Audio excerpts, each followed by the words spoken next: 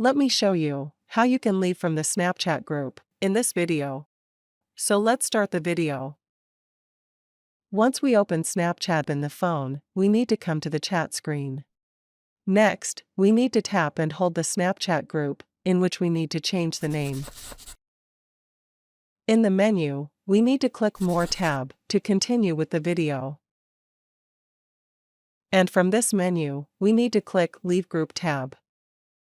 When we leave a group, we will be removed from group stories, snaps and chats we have sent will be cleared, and any charms hidden by us will be restored.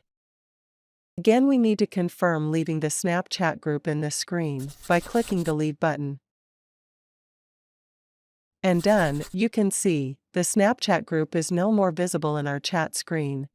We have exited the group, hence the group is not visible in my Snapchat anymore. I am hoping this video lesson will be helpful to you. Please subscribe to my channel and click the bell notification icon to get notified when more and more videos are uploaded to the channel.